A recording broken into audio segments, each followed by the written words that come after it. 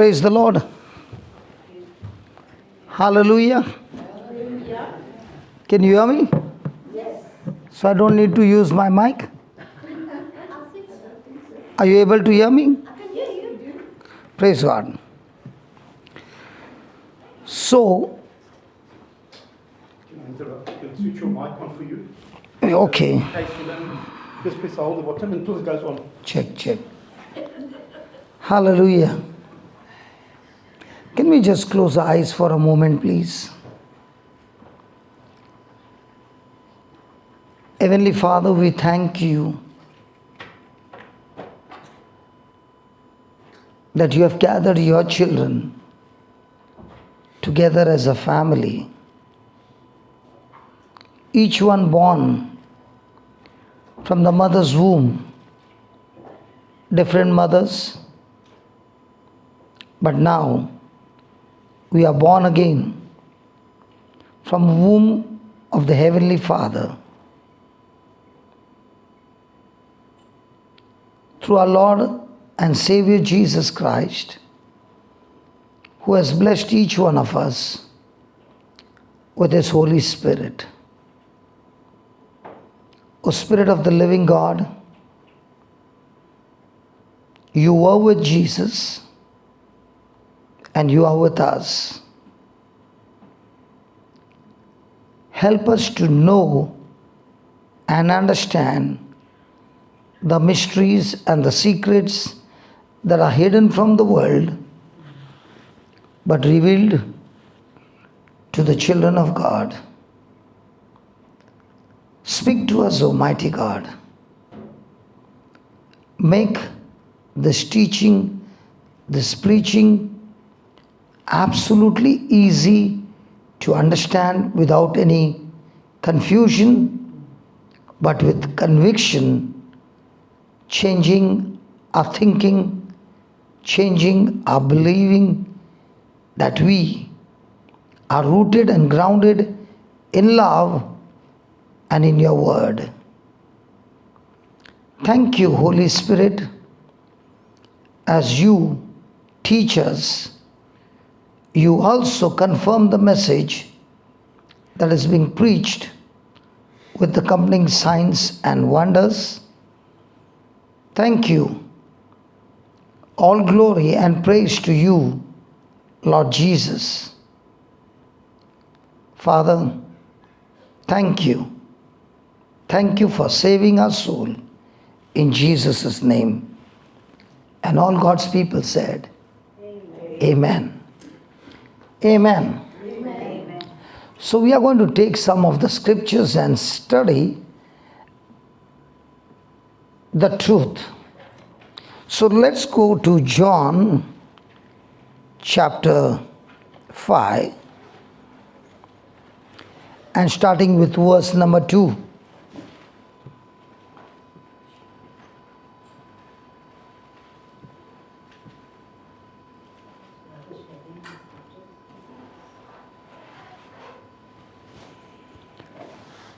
Now, there is at Jerusalem by the sheep market a pool which is called in the Hebrew tongue Bethesda, having 5 porches. In these lay a great multitude of impotent folk, of blind, halt, withered, waiting for the moving of the water. For an angel went down at a certain season into the pool and troubled the water. Whosoever then first, after the troubling of the water, stepped in, was made whole of whatsoever disease he had. And a certain man was there who had an infirmity 38 years. When Jesus saw him lie and knew that he had been now a long time in that case, he said unto him, Will thou be made whole?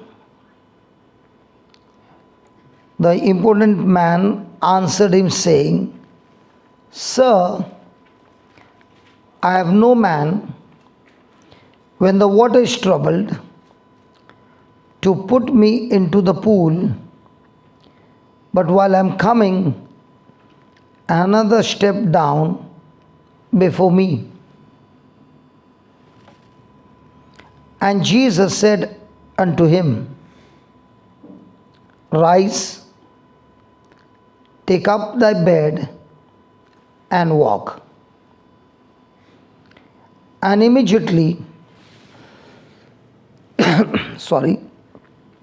the man was made whole and took up his bed and walked.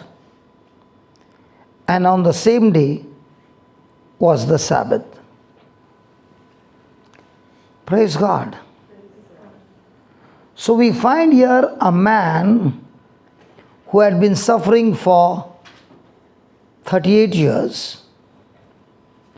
And when Jesus asked him a question, Will thou be made whole? All that he responded was the facts of his life.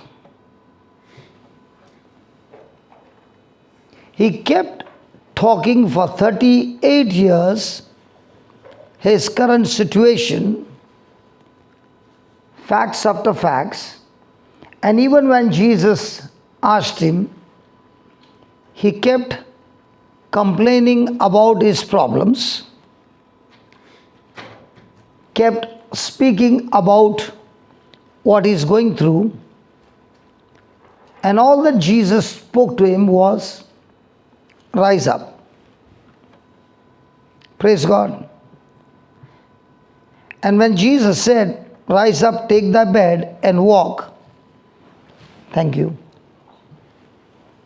the man did something that Jesus said after 38 years and was immediately healed. Praise God. So here is a scripture that's showing us that even in our lives we go through different situations and circumstances. This man was full of problems. He spoke problems. He thought of the problems. As you started that, we bring every thought into captivity, into obedience of Christ. Right?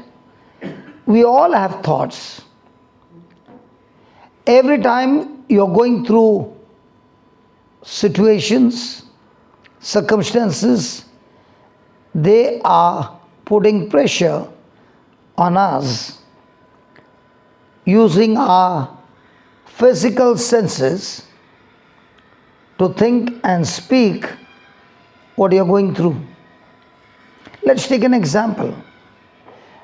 If this morning till now you spoke 50 words, how many words did we speak about physical evidence?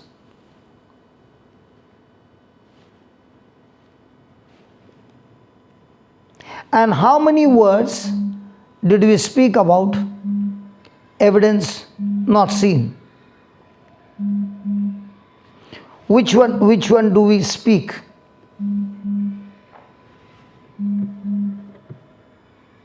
Which one do we speak? The things that we desire or the things that we don't desire? Are we surrounded by things not desiring?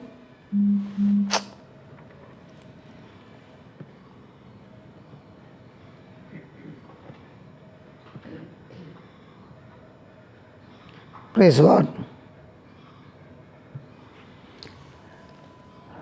Do we speak about things not desiring or do we speak things desiring? Can we talk? Yes. Hello? Can we talk? Yes.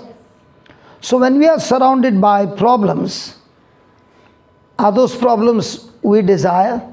No. This man was surrounded with situation for 38 years, and 38 years he was only thinking about the things that he never desired.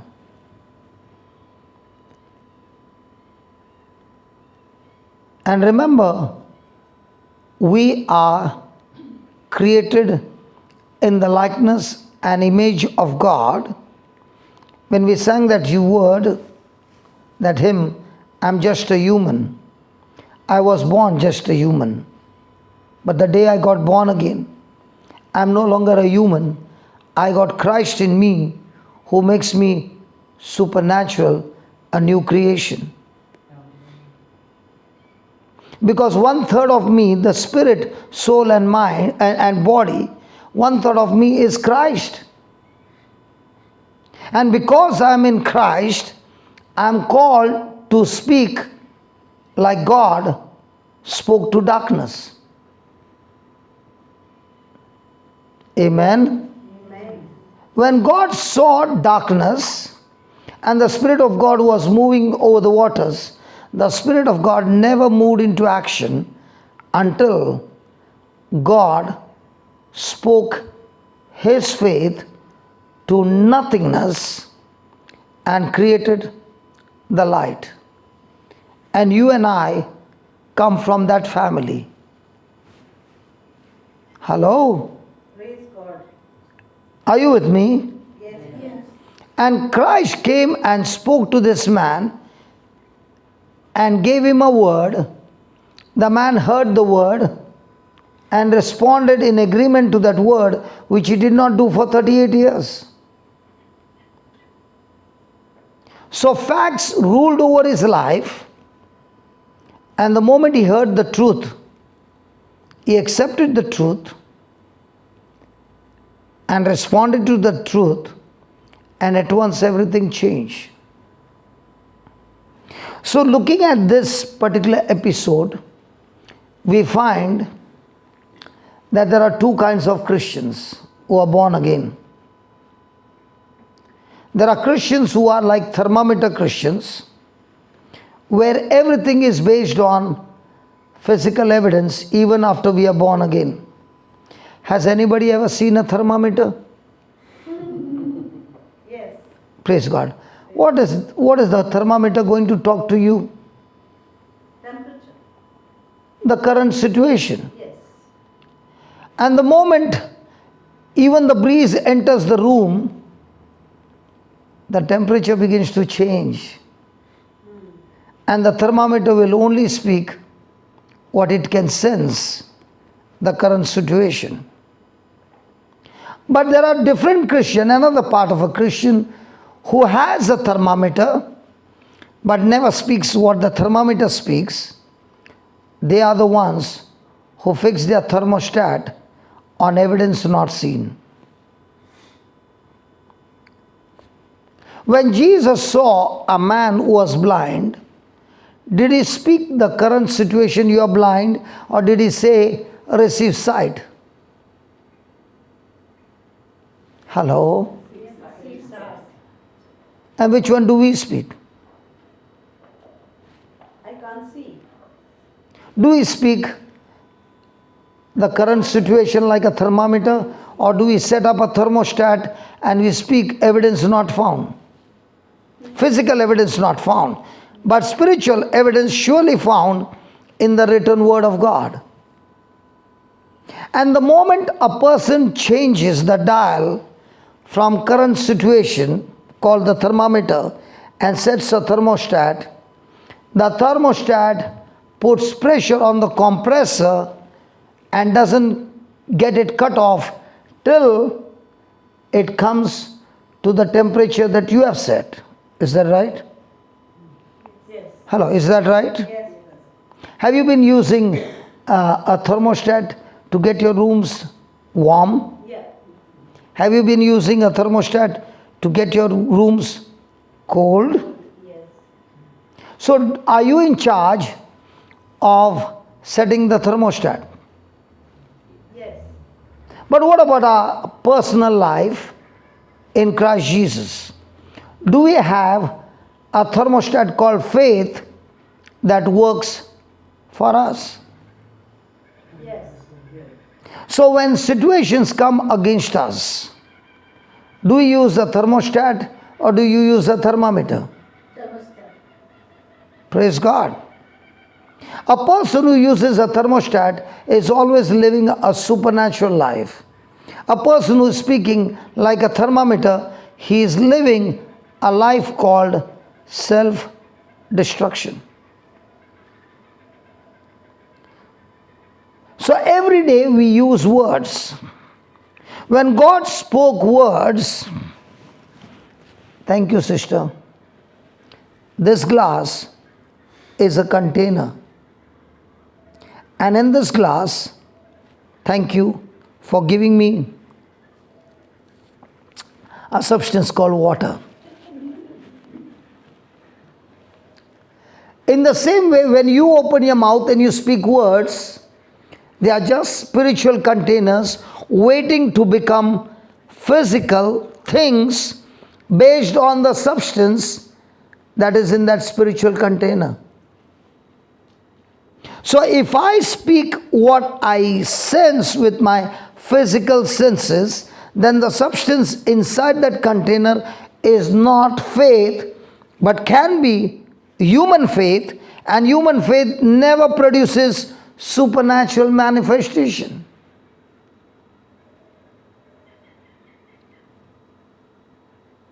God spoke the word when he saw darkness that he did not desire. But he spoke that word with imagination, with vision, with desire. So he spoke his desire to the desire that he did not want. And that's called as speaking like a thermostat. So faith got the job done from the invisible word with an invisible substance called faith, which is the raw material.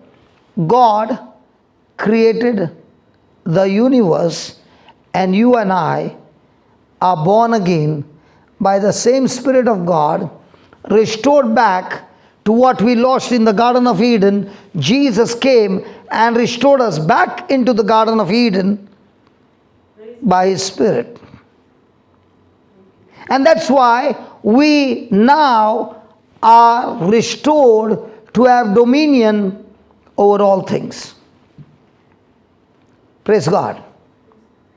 So the challenge every day is, when I am opening my mouth and speaking words, I can speak like a thermometer and bring self-destruction by speaking facts that are coming against you.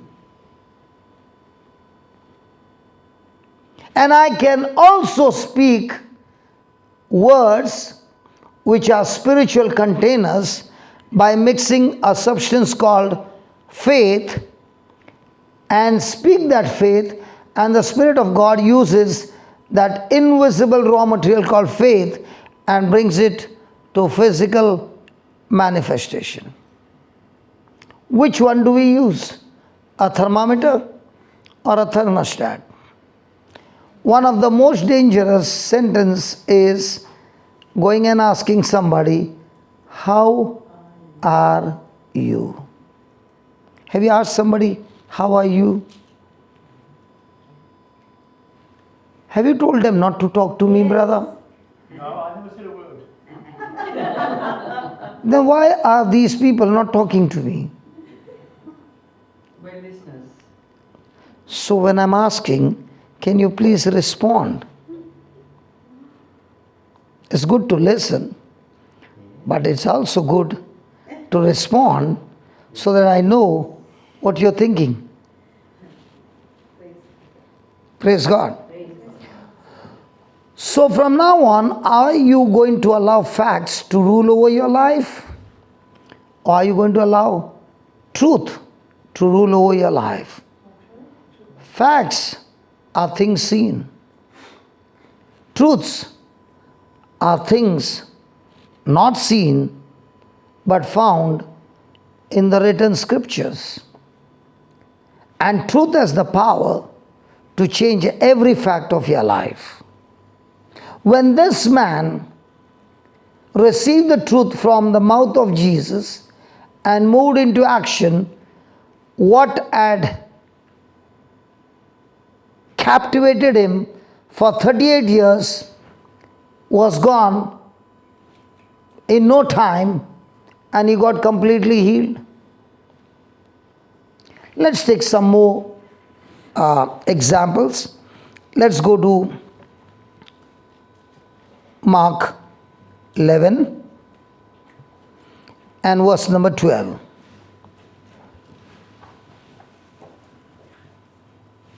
Okay. And on the morrow, when they were come from Bethany, Jesus was hungry.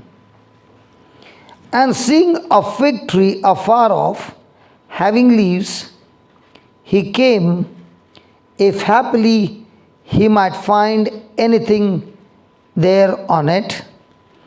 And when he came to it, he found nothing but leaves, for the time of figs was not yet. And Jesus answered and said to it, No man eat fruit of you hereafter forever. And his disciples heard it. Praise God. Praise God. Can you look at that verse 13? Seeing a fig tree afar off having leaves, he came, if happily he might find anything there on it. But when he came to it, he found nothing but leaves, for the time of figs was not yet. Marlin, Marlin, Marlin. If you are hungry, will you go and try to find figs when it is not the season for figs? You have to speak the word. Yes or no? No, I wouldn't. Then why do you think Jesus went to a fig tree when it was off season?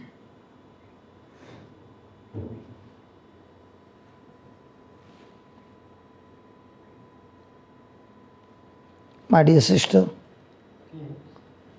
why did Jesus go? Would you go in an off season? I'm listening. Sorry? I'm listening. No, not listen. Tell me yes or no.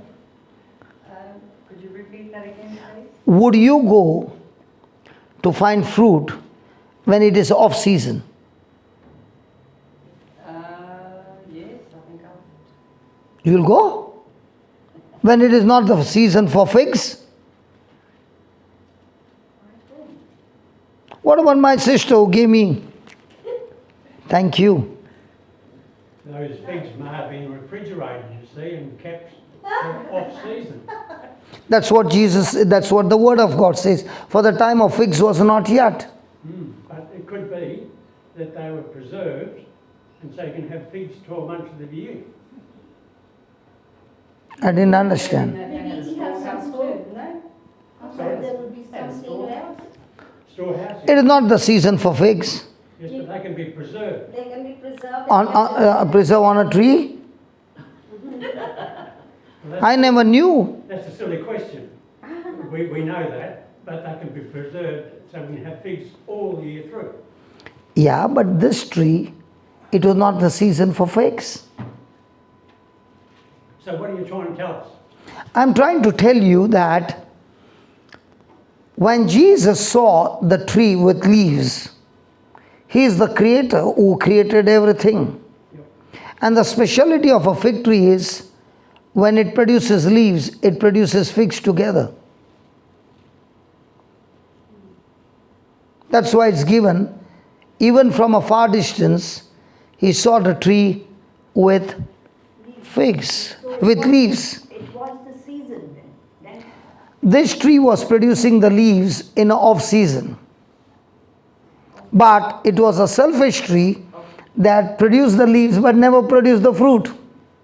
The reason a tree is planted to get the fruit. So is it possible that you and I are born again and producing leaves and not producing the fruit? No. Well, actually, he wasn't talking to us. He's talking to us. No, he wasn't. He was talking to the nation of Israel. And That's the nation correct. of Israel were failing him. Because in our life, every moment it is talking to us. And that's why he spoke to the tree, because the tree asked him a question. What are you looking for?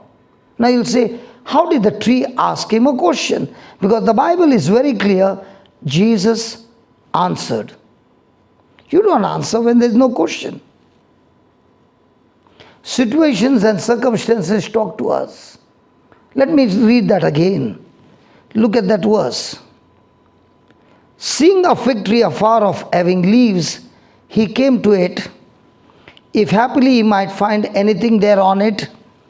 And when he came to it, he found nothing but leaves, for the time of figs was not yet.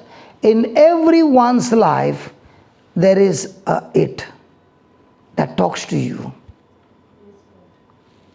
Facts, situations, circumstances, people's words, they all talk to you. Can a lawyer's notice talk to you? Yes. Can a doctor's report talk to you? Yes.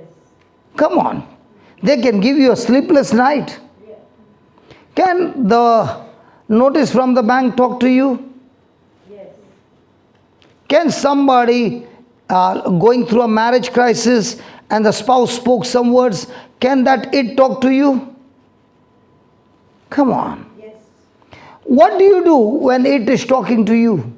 Keep your mouth shut, then it will kill you. Either it has to die or you die. Could COVID talk to you? Yes. Hello? Can the news channel talk to you and give you all kind of fear? Are you going to keep your mouth shut when it is talking to you, or like Jesus, learning from Jesus to answer every it of your life? And all that Jesus did was, when it was threatening him, he spoke to it, answering just one negative word. And he said, no man eat fruit of you hereafter forever. What do you think must be happening to the disciples who are looking at Jesus searching for figs in off season? And he spoke it so loud that the disciples heard it. It was talking, and Jesus also spoke to it with a it. Hey, do you speak when it is talking to you, or do you keep your mouth shut when it is talking to you? When a human being talks to you, you give back. But when it is talking to you, do you keep your mouth shut? For example, your back is paining. Is that it talking to you? Yes. Your head is paining. Is that it talking to you? Yes. You have got financial crisis. Is that it talking to you? Yes. There are so many it's in this world talking to you. And when that it is talking to you, what's going to be your response? Like a thermometer talking to everybody what you're going through? Or learning to talk to that it, a thermostat, that is your faith. And that's the challenge for every Christian. I can be beaten up by situations every day, and I can beat that situation by speaking to that it, the words of faith. And here is Jesus giving us an answer in the verse 20. And in the morning, as they passed by, they saw. When Jesus spoke, he did not have to see it again. He spoke the word, and the word mixed with faith did the job for him. He set a thermostat and spoke the word. But when they were passing by, they saw the fig tree dried up from the roots. No tree can dry up in 24 hours. And when a tree dries up, it dries from the top, not from the root. But a person of faith, when he speaks the word of a thermostat, faith, it always starts from the root, not from above. Praise God. Praise God. Hallelujah. Hallelujah. Thank you, Jesus. Thank you, Jesus. So when a sickness is threatening you and you learn to speak the word of faith, it destroys it from the root. Let me give you an example. I was 18 years old when the doctor diagnosed and said, you are a diabetic. And I said, what's the reason? They said, it's come from your father who is taking insulin and it's in your family genes. So up to 33 I was a diabetic. At 33 I got born again and I read a scripture in 1 Peter 1:23, you are born anew, not of the corruptible seed, but of that incorruptible seed which is the living and abiding word of God. So I began to meditate on that word. And I said, God, I was born of my father and mother, flesh and blood, but I am not born from the womb of my father and mother now, but I'm born from the womb of the Father by the Spirit of God. And it is the word that gave me a new birth. And I'm so sure that I'm born again now of the Father, and the Heavenly Father has no diabetes. And I said, Lord, thank you very much that I'm coming from your family. This diabetes is trespassing your property. And began to speak that word. And from 33, now I'm 58, no diabetes.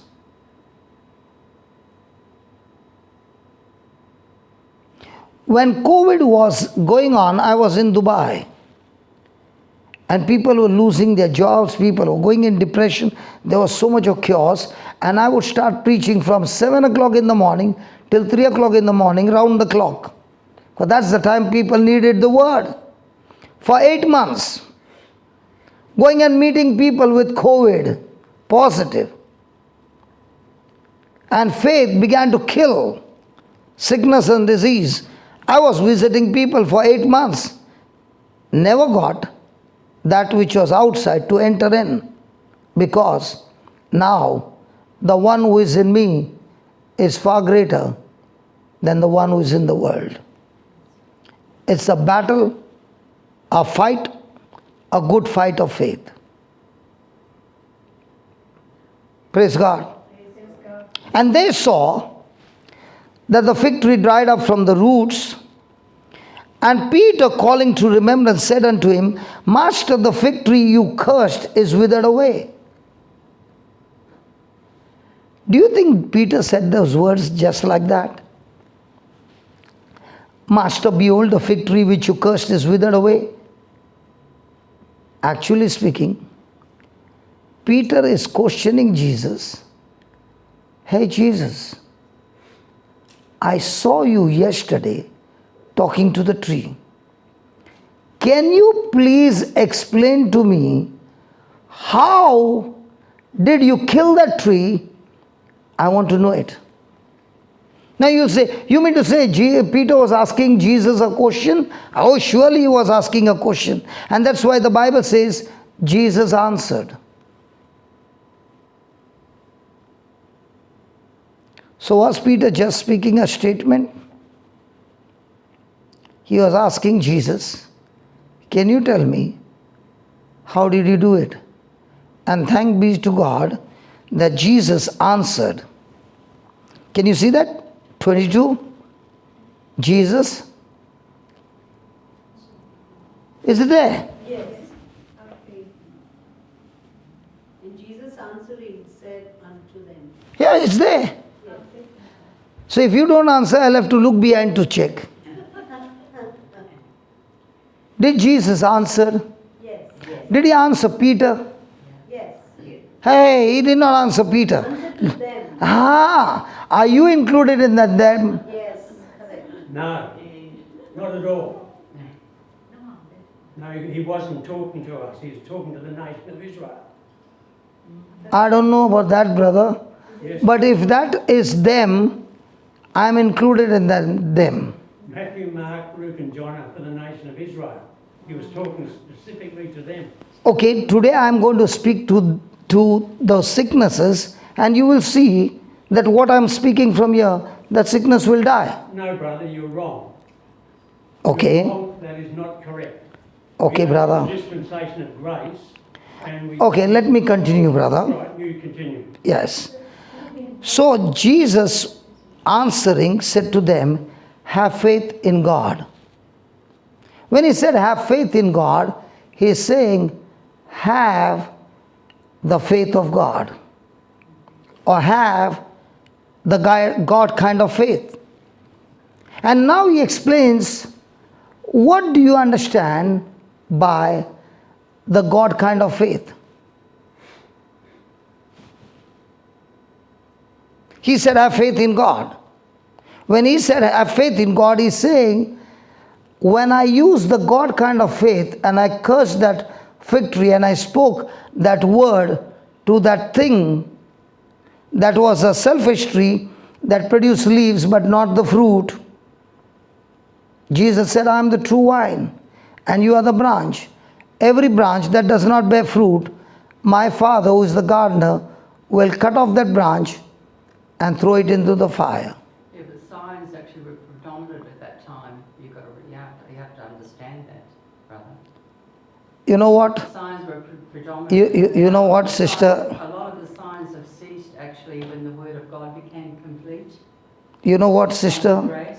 When I'm born again, my responsibility is to produce the fruit of the Spirit. Fruit of the Spirit is love and truth. Yes. And to search all things. Amen. Amen. And that's what our life is all about. That God has given me a spirit. Okay? Then I have to ask a question. Yeah. This life that Jesus gave, Yes. is it I'm going to live my life for selfishness? Or am I going to live my life bringing the truth to those who are in darkness and bringing them into the light? You can use that transdispensationally. When a person becomes a new creature, we're not born again, we're new creatures in Christ. Born again actually was a reference that was used for the nation of Israel. Amen. Israel has to be. Okay, I'm a new creation. As a new creation, am I an ambassador of Christ? Yes. Yes. Have I been given the ministry of reconciliation? Yes. How much of my ministry do I use to bring people out of darkness into the light? Now, for example, Spiritually. Yes. in India, recently there was chaos of houses being burnt and all that. I come from a country where we have 4% Christians and maximum unbelievers. So we live in a country where we are not allowed to exercise our faith, okay? Persecution, killing, That's going to happen destroying. in Australia too. And Okay. that is tragic. Yeah. Okay. And we are in that place preaching the ministry of reconciliation and bringing those in darkness into the light.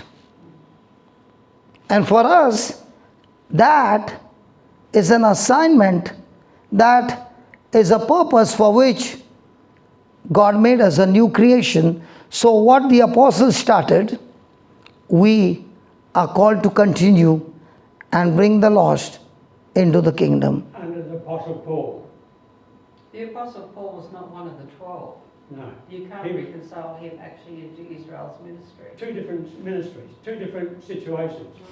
So I don't know which one are you talking about, but at the end of the day, the question is, how much of Christ am I giving to people surrounded with situations and circumstances which is life threatening, and bringing those souls into the kingdom by preaching the gospel, not with human wisdom, but with the demonstration of the Spirit of God. Yeah, salvation is the vital part, isn't it? Sorry? Not such things as trying to heal people or make them rich, but to give them spiritual truth that they... Because I'm surrounded with people who are in occult, witchcraft and black magic for years. Yeah. And when you open your mouth and you start speaking, those demons start manifesting.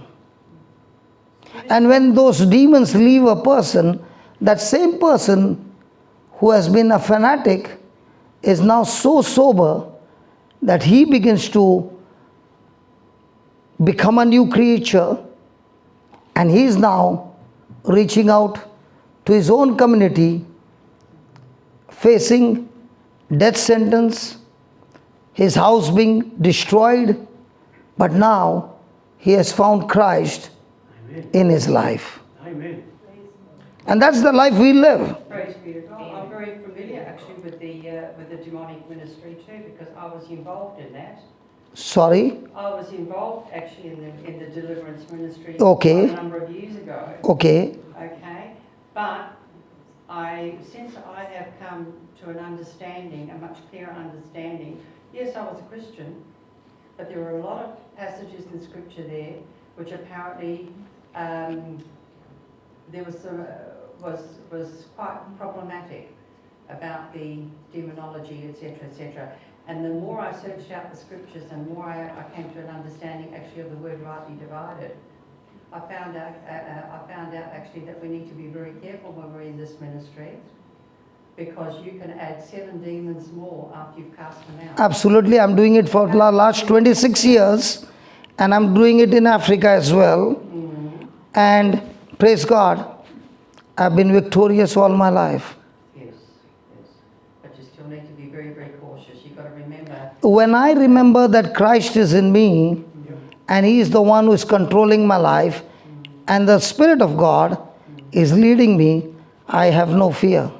So when we receive the Lord Jesus as our Saviour, He immediately removes the demons. We don't remove them. That's right. But I am surrounded by people with occult and witchcraft. When I go, they start manifesting. We don't remove the demons. Our Lord, when we receive Yes, the Lord has equipped us. That's why the Bible says how God anointed Jesus of Nazareth with Holy Spirit and power. He went about doing good and healing all who were oppressed of the devil, for God was with him. And Jesus said, those who believe in me, the very things that I did, they will do also, and greater things than I, because I go to the Father and send you the Holy Spirit, and through the Holy Spirit you shall manifest God's glory. In all that we live, God is glorified. Can I just make mention actually, and I'm saying this in love, okay? I'm saying this in Christian love, that God does not always choose to heal. I never said that.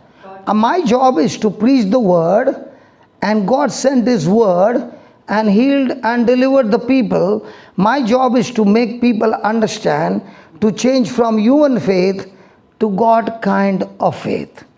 And that's what He's teaching His disciples. Here He's not talking to the crowd. In this passage, He's talking only to the 12. And He said to the 12, have faith in God means have the God kind of faith. And He's going to explain what is this God kind of faith, a thermostat that you and I set up in our life to see our life is followed with signs and wonders. That's what He said in Mark 16. Those who believe, these signs will follow them. He said it very clearly, those who believe. When I walk in the sun, I'm not amazed when a shadow follows me. because it has to follow me. In the same way, when I believe, signs and wonders got to follow me. I don't follow signs and wonders, they follow the one who believe in Christ. Excuse me, can I ask a question? Yeah. Can you tell me, who was the Lord Jesus speaking to when he talked about signs and wonders? He's talking to those who believe in him. No, he was talking to the nation of Israel. The Bible is very clear. He said, those who believe. Just a minute, please. The nation of Israel requires signs and wonders. We do not today. I need it in my country. No, you don't. I need it because that's when people change. The Lord Jesus Christ. The gospel is a gospel of power, of salvation to everyone who believes. Amen. We agree with that, but not with the healing. Let's not argue, brother. Let me continue, please. Well, yes, but if you're making an incorrect... Brother, let me continue, please. Please. Yeah, but you are asking us to say something. You keep telling us to respond. So when you make... Okay, I will not ask you to respond. When you make an error, surely we can respond. Okay, praise God. Come and preach. You should be a preacher. Well, I will if you like. Ah, I will if you like. Praise God. I don't come for you. Can I complete? Yes, okay, but when you make an... Okay, have faith in God. Jesus said, have faith in God. He said, have the God kind of faith. And what is this God kind of faith? He's saying, for verily I say unto you, that whosoever shall say. That whosoever is a person who is believing in the God kind of faith. It's not for everybody. And he says, those who have the faith of God shall say unto this mountain.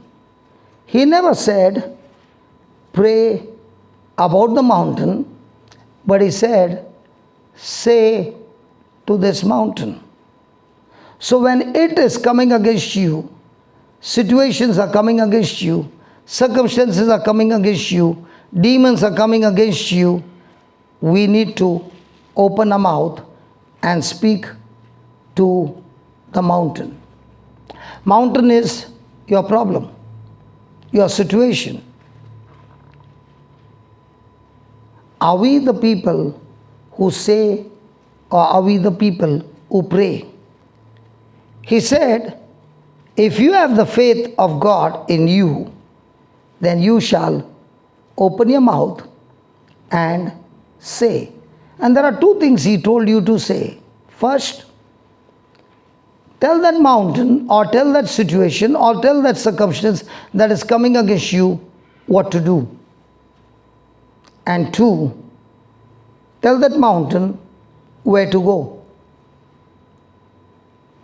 Two things. What to do and where to go. Praise God. What to do? Be uprooted from the root. Where to go? Go and fall into the sea.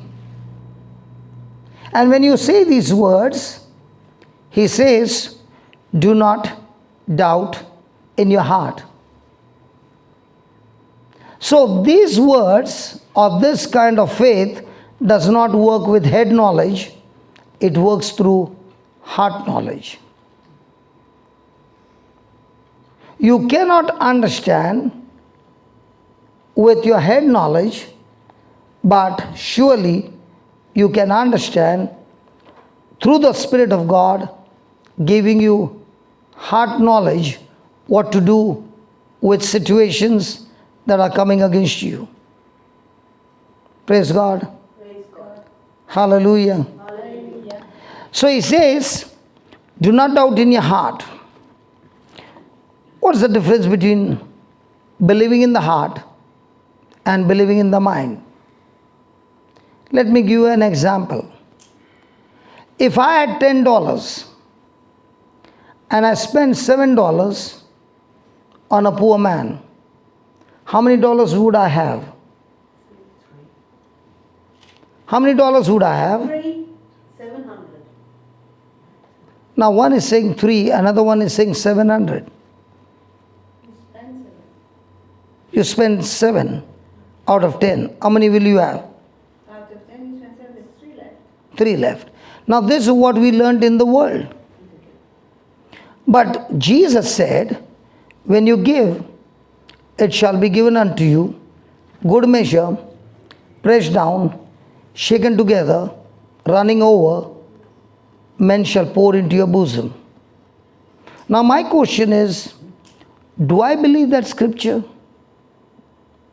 And if I believe that scripture, then can a Christian born again or a new creation ever be broken in his life? I've been doing this ministry for the last 26 years. Never had a love offering, never had a box, but believing in the scripture, everything is done free for 26 years and all the bills are paid. I buy my own flight ticket and I move around with what God has given me, the resources to be used in the kingdom of God day and night, and has never been broken, but everything multiplying. And when I found this secret 26 years back, that 10 minus 7 in the kingdom of God is 700. Now the question is, with my head knowledge, which I learned in school, is physical evidence that is teaching me the answer is 3. With my heart knowledge, the answer is 700. Which one do I choose to believe? And if I say I believe with my heart, then my next action will be to use my resources day and night in the kingdom of God, not bothering from where the resources will multiply, because He is my source who supplies all my needs according to His riches in glory through Christ Jesus. Now the question is, am I using my head knowledge or am I using my heart knowledge? And that's what he says. When you have the faith of God, you shall not doubt in your heart.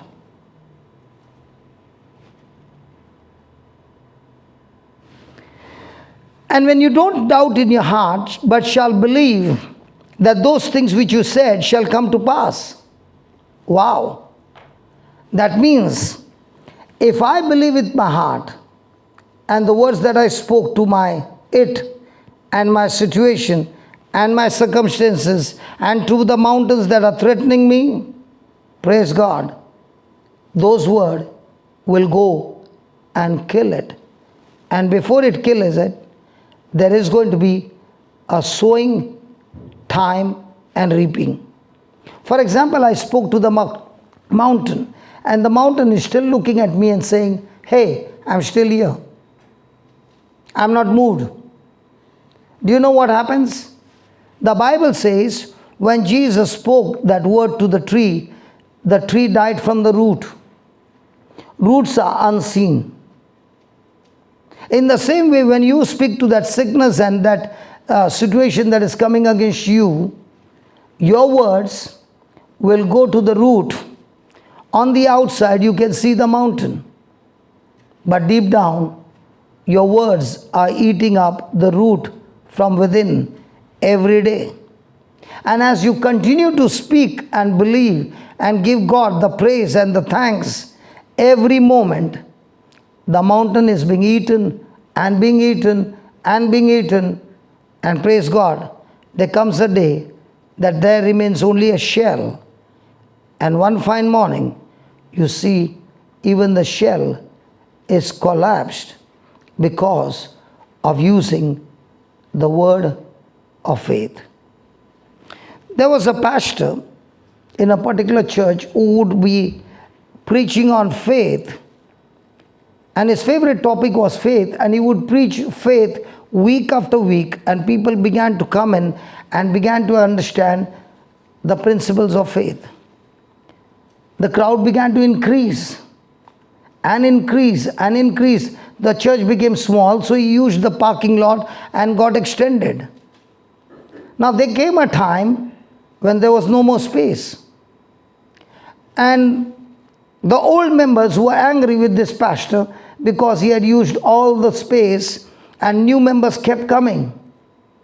So he said, those who have faith, come the next week and we'll push the mountain behind so that we will have a parking space. So there were many people who came for the service, and he began to use scriptures after scriptures, speaking to the mountain behind. And he said, after 2 weeks, we can have the parking behind. And that's what Jesus said in Mark 11:26. He said, the kingdom of God is like a man who sows the seed and then he goes to sleep. When he goes to sleep, he doesn't go to sleep with worry, but believing that seed that he has planted has the potential to create things for him. He rises up at night and day and begins to finish all the responsibility that he is supposed to do. And Jesus said, the seed sprouts and grows, and he knows not how. So when this pastor was speaking faith, he did not know how he's going to get the parking done behind, but he spoke those words of faith. And when he finished speaking, the next morning, a stranger walks into the office and says, about 20 kilometers from here, we got a deep valley. And we have come to ask you, can we borrow some earth from the mountain behind? We'll pay you and we'll finish the job within a week. So he signs the contract. The person comes, cuts the mountain, takes the earth, pays to the church, and by the time they come back after 2 weeks, there's a huge parking lot behind with money in the church. My words of faith have power to bring things from the invisible to the visible when I exercise faith. And the only criteria is, when you speak those words of faith, do not doubt in your heart, because your heart is always connected to the invisible. Your mind is always connected to the physical and the visible. The challenge is, which one do I believe? 10 minus 7 is 3, visible, or 10 minus 7 is 700 according to the promise of God, which I cannot see. And that's the challenge for every one of us. Every day, am I going to believe the God kind of faith, or am I going to believe the human faith? The ones who believe the God kind of faith from their heart, their life is supernatural every day. It is like Jesus saying, those who believe, these signs will follow them. In my name they shall cast out demons, they shall speak in new tongues. Even if they pick up serpents and drink deadly poison, it shall not hurt them. And when they lay hands on the sick, they shall recover. And when Jesus spoke these words, he went up to heaven and is seated at the right hand of the Father. And the Lord, the Holy Spirit, was working with these disciples. They went out and preached everywhere. And the Lord, the Holy Spirit, confirmed every word that they preached with accompanying signs and wonders. Praise God. So the challenge every day is, when I speak words, let's say I spoke 100 words. Out of those 100 words, did I speak from my heart or did I speak from my mind? If I spoke with physical evidence of 3, there's nothing supernatural happening in your life, even though you are a new creation. But if you are learning to speak from your heart the promises of God, then the grace of God and the faith of God coming out of your mouth has got power to change that scripture into a power, into an anointing that removes the burden and destroys the yoke of the devil. And that's the challenge. And that's why he says, but shall believe that those things which he said shall come to pass. If I believe that things that I spoke shall come to pass, then he said, I shall have whatever I say. So when I said, I did not have it. I have a desire, but I have not yet had it. It has not yet manifested.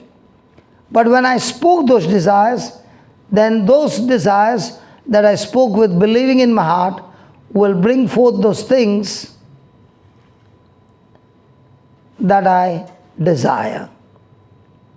Praise God. Jesus gave us an answer and he said, I shall have whatever I say. The question is, do I say what I have, or do I say what I desire to have? Which one do we say? Desire to have. Praise God. And if it is the desire to have, praise God, your life is supernatural, because all I need to do is speak my desire, but from my heart. If I speak the same desire from my mind, it doesn't work. Because for those supernatural things to work, it requires my Bible faith. And Bible faith is believing in the evidence not seen, but evidence seen in the written word of God. Praise God. And then he says, therefore I say unto you, what things soever you desire. Now that you understand how the faith of God works, now, when you pray, speak the things that you desire. So you are surrounded with things that you don't desire, and now you are learning to speak the things that you desire, mixing the faith of God. Then he's saying, first believe that you have received. And when you believe that you have received, then your whole life is all about giving thanks to God that you have already received. You are in peace. You are in joy. You are in rest. And the Bible teaches us that God has given us these promises. Using these promises, the question is, am I entering into God's rest, or am I still with unrest? And if I enter into His rest, how long can I stay in that rest? So we don't chase miracles, we chase our relationship with God, where we enter into His rest, trusting in Him, believing in Him, committing ourselves to Him. And when we do that, our life is supernatural. Let's take an example, and the one thing that can short circuit over here is saying that verse 25, when you stand praying, forgive. When Jesus said forgive, He said about a parable of a king who took accounts of his servants. And there was one servant who was in debt of 10,000 talents. And he was brought before the king. And the king said to pay the debts. And he said, I don't have anything, but I will surely pay you. So the king said, take his wife, his children, he himself, and all that he has, sell them and put everything in the treasury. The man began to cry. And the king was filled with compassion. And the king forgave him. Praise God. The forgiveness was not complete until the king cancelled his debts. So when I say I forgive you, that means for the damage that you have committed to me, I choose to pay the damage on your behalf and let you go free. If the damage is not paid, then the transaction is incomplete, forgiveness is incomplete. And in this parable, when the servant got forgiven of 10,000 talents, he went out and he found a fellow servant who owed him only 100 shillings. Just 100 shillings. But this man who was forgiven of 10,000 talent caught him by the neck, choked him, and said, "Until you pay," he put him into the prison. When the fellow servants came and told the king what this servant had done, the king called the servant who was forgiven of 10,000 talent and said, "You wicked servant, I had compassion on you. I forgave you, and I cancelled 10,000 talents for you. Should you not have compassion on your fellow servant?" And he was thrown into a place where there was gnashing of teeth. And because of his unforgiveness, he ended up in hell. Now, in this parable, Jesus is giving us a fantastic example that you and I break every day the laws of heaven. And the penalty that has come on us is unlimited, 10,000 talents, which you and I can never pay. But yet God in His mercy sent His Son Jesus to die on the cross and pay the 10,000 talents, that every document against us has been nailed on the cross, blotted out, erased, wiped, and set us free.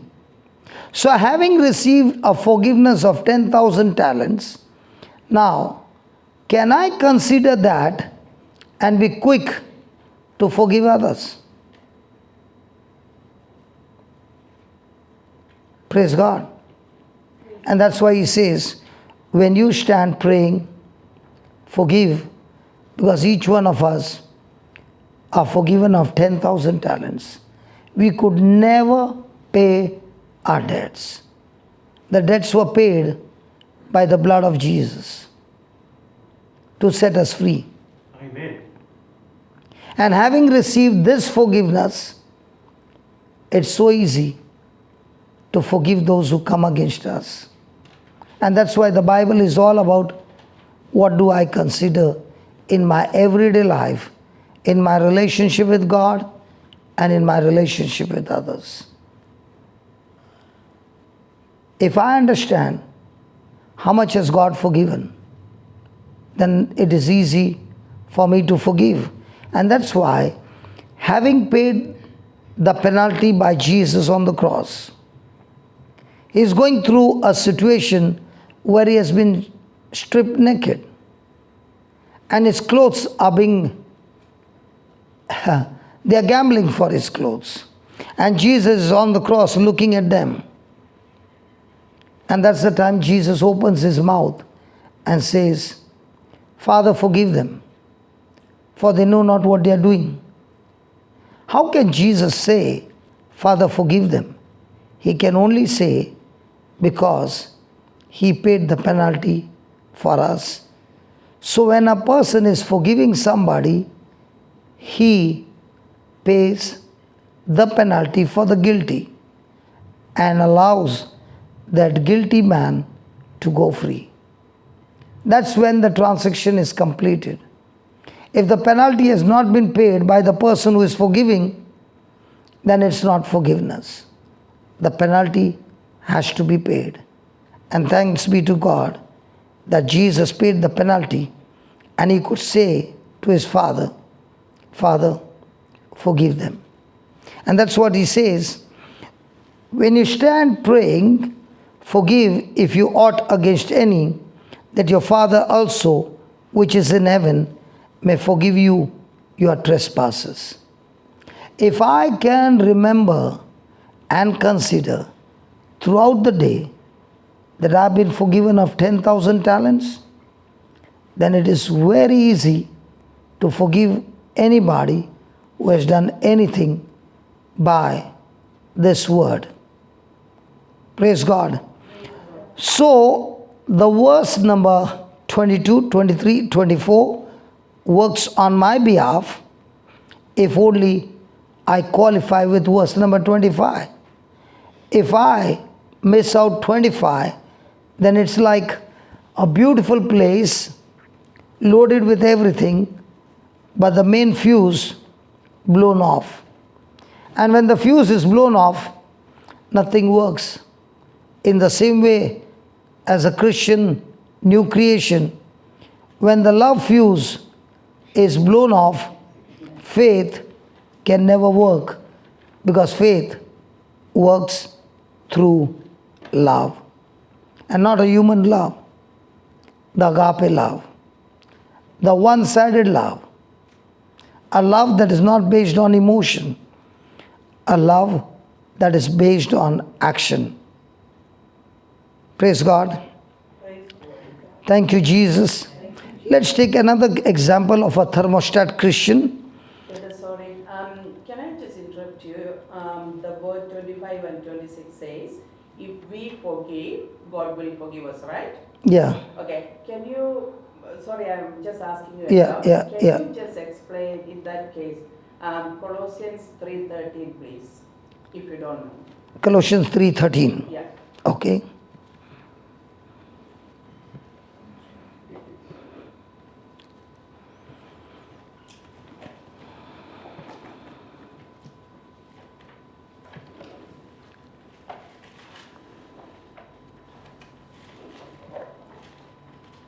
Praise God.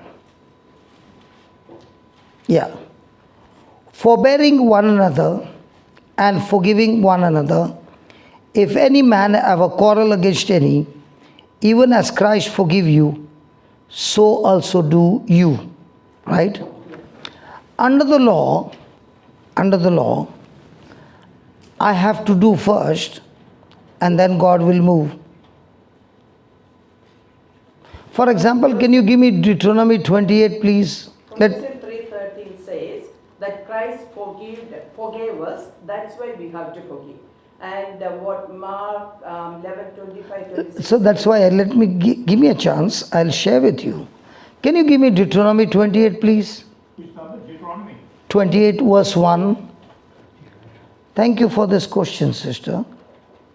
Yeah, what I want to point out is that there are contradictions in the Bible. Yeah, I will explain to you. Just give me a chance. Deuteronomy 28 verse 1. Just give me a chance.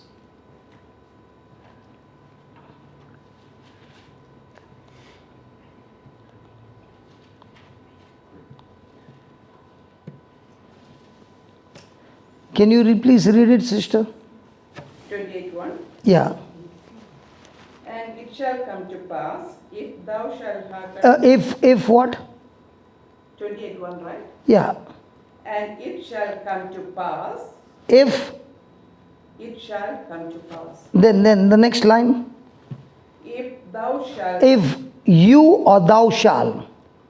hearken diligently unto the voice of the Lord thy God, to observe and to do all his commandments, which I command thee this day, that the Lord thy God will set thee on high above all nations of the earth. And then, And all this blessing shall come on thee and overtake thee, if thou shalt hearken unto the voice of the Lord thy God. so who does the thing first? You and I. But this was actually God speaking to the nation of Israel. Okay. We were Gentiles. We Okay, were not okay, included. can I talk? Okay. Under the law, the Lord demands me to do first, and then God does it. Oh yeah, Under the law. under the We law. are not under the law, brother. Yeah, Okay. I'm just giving you an answer. Please let me finish. Let me finish. Under the law, I do first, and then God does it. Yes, I agree. Agreed? Yeah. In verse number 15, can you read that verse number 15? Verse number 15. But it shall come to pass, if thou wilt not hearken unto the voice of the Lord thy God, to observe to do all his commandments and his statutes, which I command thee this day, that all these curses shall come upon thee and overtake thee. So when will the curse come if I fail to do? Yeah. Agreed? Now this was in the Old Testament under the law. Now in the New Testament, how does a person get blessed? New Testament through, we don't get blessings. We pray and we get peace of mind. Grace. Philippians 4:6. By grace. That is our prayer. Jesus died for us. Okay. Now you read from your Bible, Ephesians 1:3. How do you get blessed in the new covenant? Please read. Ephesians 1:3. Ephesians 1:3. Yes.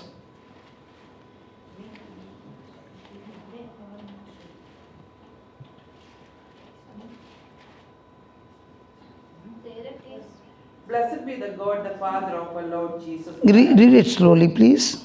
Blessed be the God and Father of our Lord Jesus Christ, Okay. who has blessed us, Who?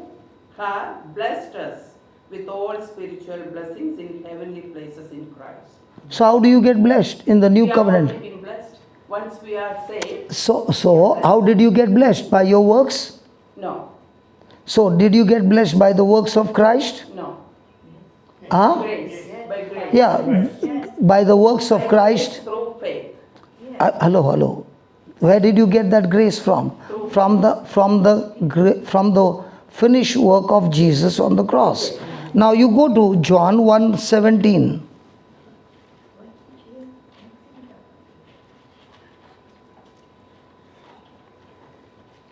And then we'll come back to that Ephesians, which you asked me a question. John 1:17, right? Yes. John 1:17. For the law was given by Moses, but grace and truth came by Jesus Christ. So how do you get grace? Through Jesus Through Christ. Jesus Christ. How do you get the truth? With what Jesus finished on the cross. Yes. Okay. Now, do I need to work hard to get from God, or do I need to learn the truth to get from God? You need faith. I need to learn. Grace. I need to learn, or I need to earn. You need to have faith. Faith comes by. I'm giving you two words. No. In the old covenant, I have to earn. Yeah. But in the new covenant, I have to learn. We are not in the new covenant. That's right. That's So good. we We are When Jesus said, this is the New Testament. the new no, Test- just no. the new covenant doesn't. Okay, what did you read in that Ephesians 1:3? Ephesians 1:3. We are already been blessed. Through whom? Through whom? Through Jesus Christ.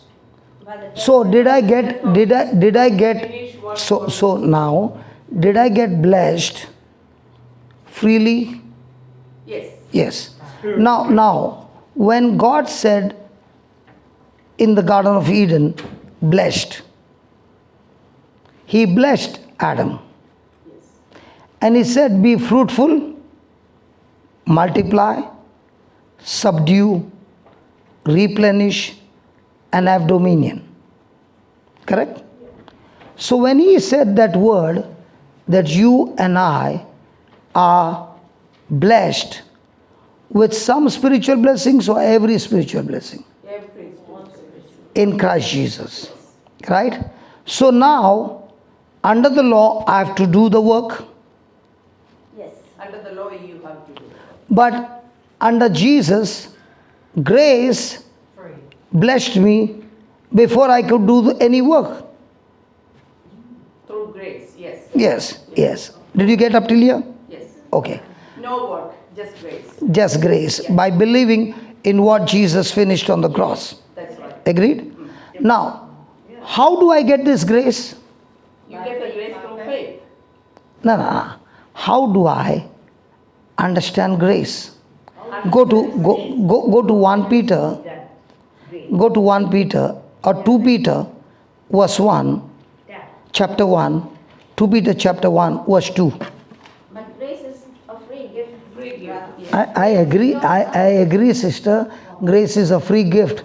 But if I don't understand, I will be like a person who has an inheritance but never know, and I can live like a beggar. So please, can you please read it, please? 2 Peter chapter 1, verse 2. 2 Peter is not for us, brother, sorry. 2 Peter chapter 2. 2 Peter chapter 1, verse 2.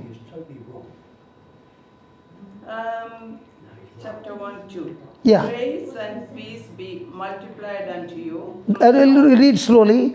Grace and peace be multiplied unto you. How? through the knowledge of God, So what are we receiving now? through the knowledge of God, And and of Jesus our Lord. so what happens when a person has no knowledge? You have to get faith, knowledge, through the word So of first comes grace, what Christ has done. God, faith. Hello. You just use Ephesians 2:8. Yeah.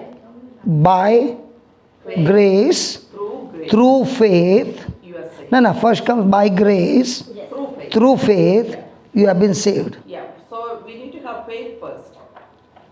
Then you get grace. By grace through faith. Through faith. Second is faith. Faith, I know. Through faith. You Listen. Let me give you an example. There is a buffet laid down, okay, and the host says, please help yourself. So you take the plate and you take as much as you want. You don't have to pay for it. The host has paid it for it. In the same way, by grace, He has given us all things. Yeah. And because He has laid it on the table for us, I respond to that grace with my faith. Faith in Christ. Yeah. His faith, not It- our faith. His faith, yeah. Now, can you just continue to read the next line?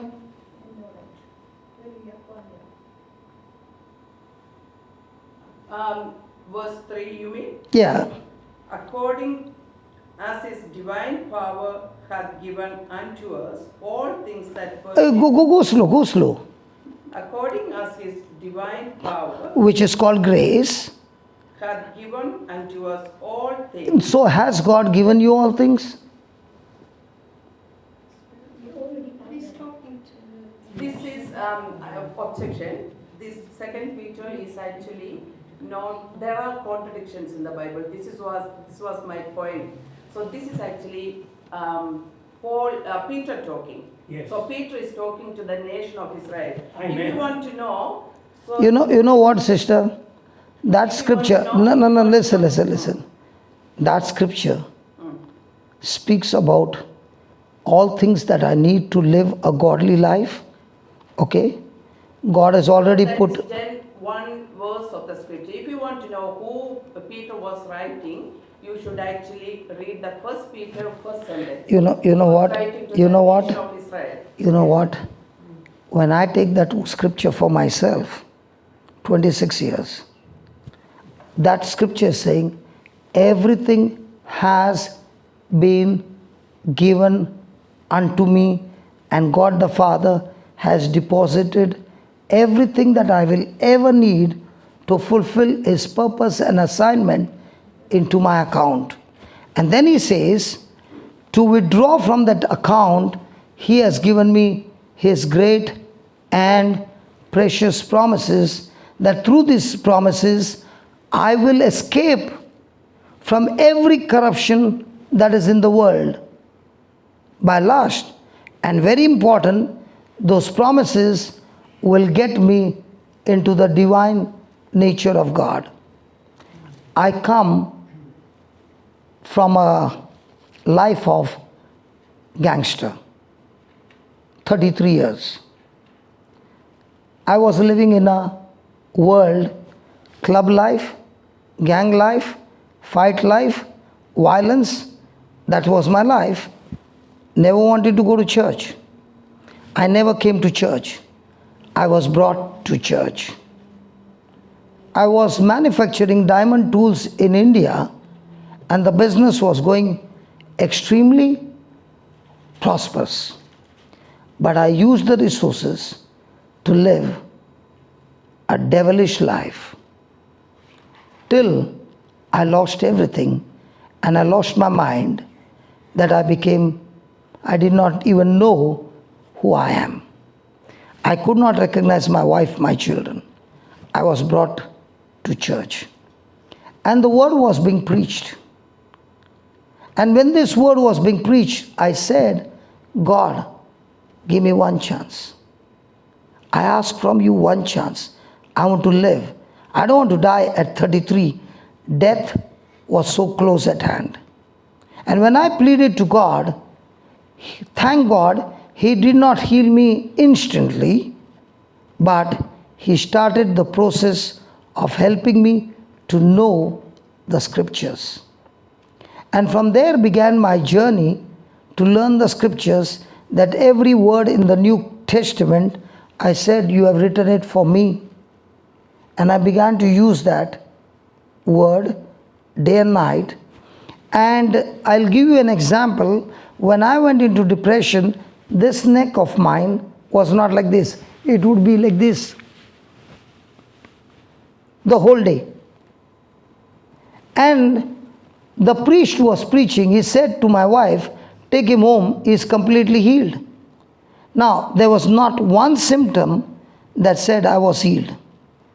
But my wife on the way kept telling me, you are completely healed. And she said it about 200 times.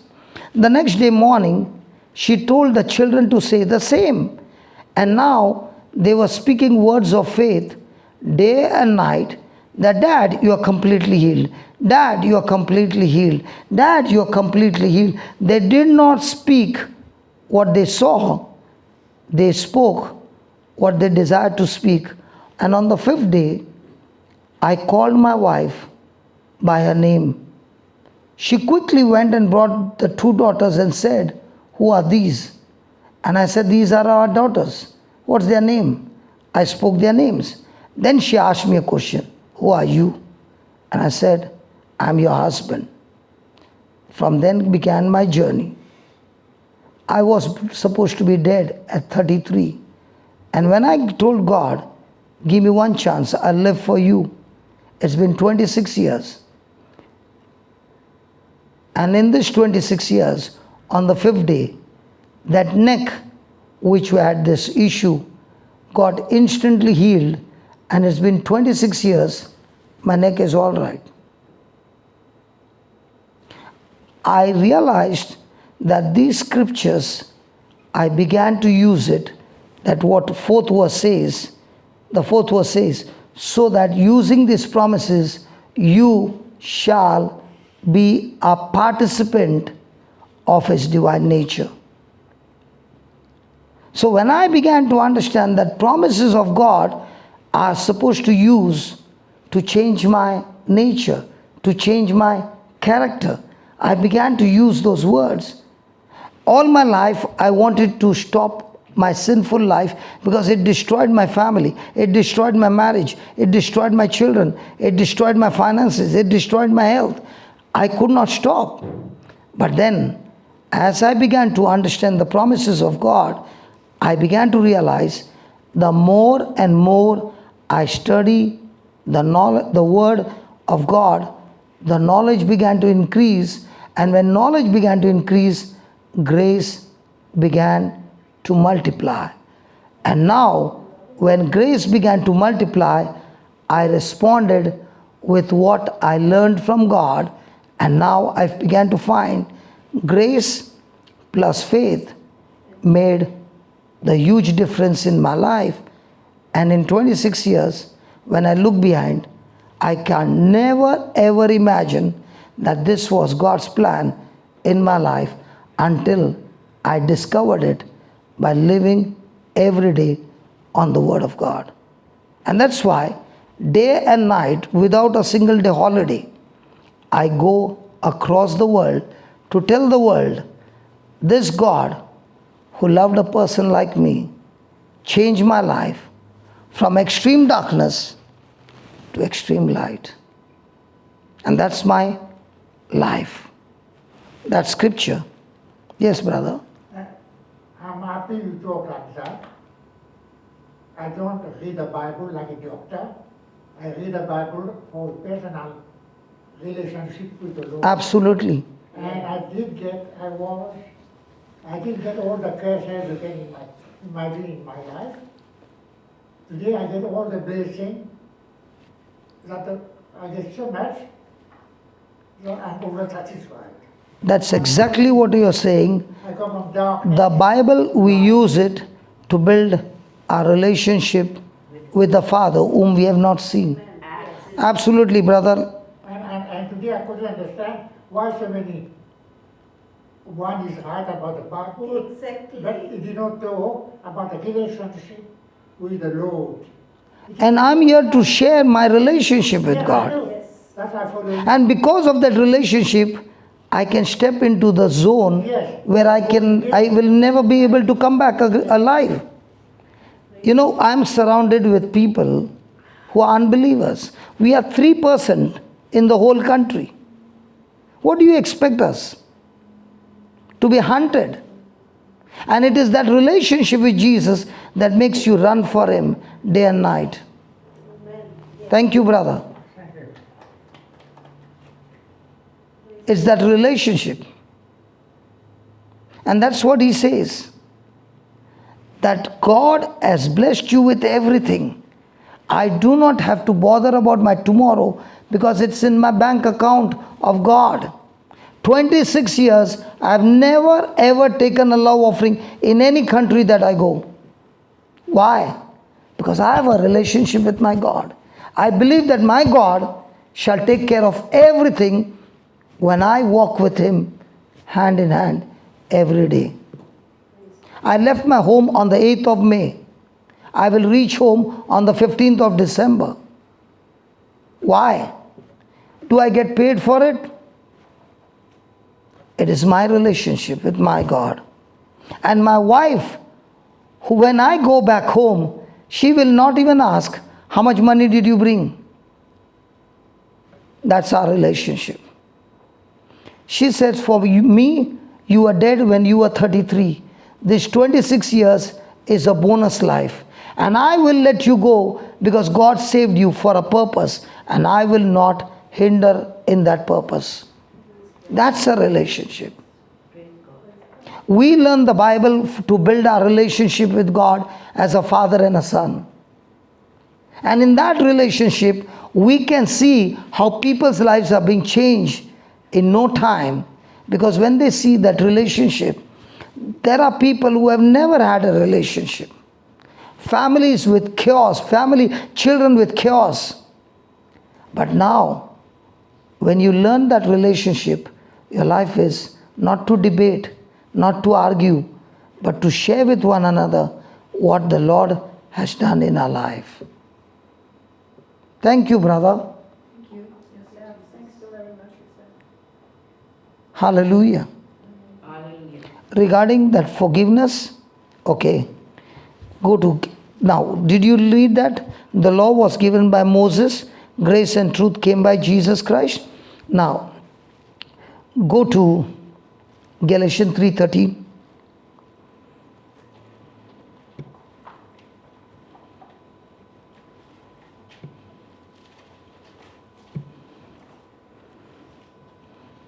You want me to read? Yes, from 12. 12. And the law is not of faith, but the man that doeth them shall live in them. So, if I do not obey, then the curse will come under the law. But the verse 13 says, Christ has redeemed us from the curse of the law, the word redeem means to ransom. from the curse of the law, Pause. The word redeem means to ransom. To buy back what is yours. And God has bought me by His Son's blood. And He has set me free. And the day He has set me free, I am madly in love with Him. And He says, how did He set me free? By Jesus being made a curse for me. For everything that I did wrong in my 33 years, Jesus paid the penalty completely and restored my relationship with my Father. I am the same prodigal son who spoke to my father at the age of 24.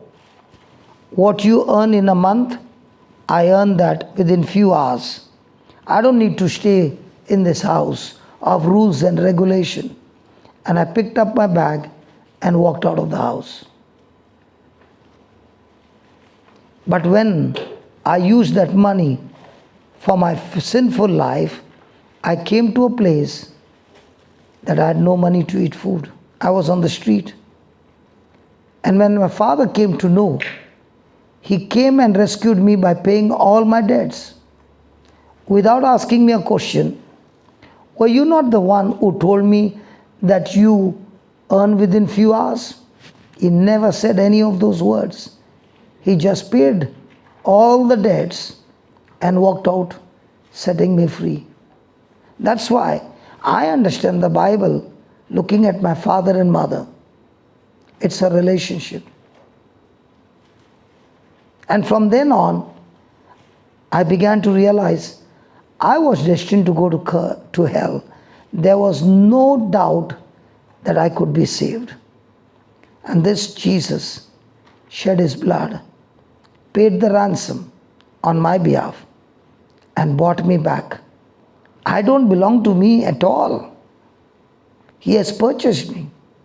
And because he has purchased me, I'm willing to give up everything to follow Christ.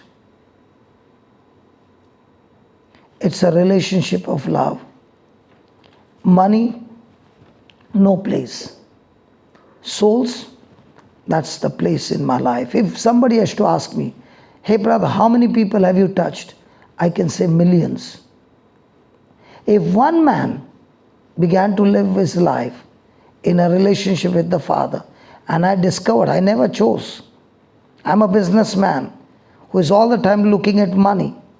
And from the day I became a new creation, I found from the Bible, he began to teach me to love what he loves and hate what he hates.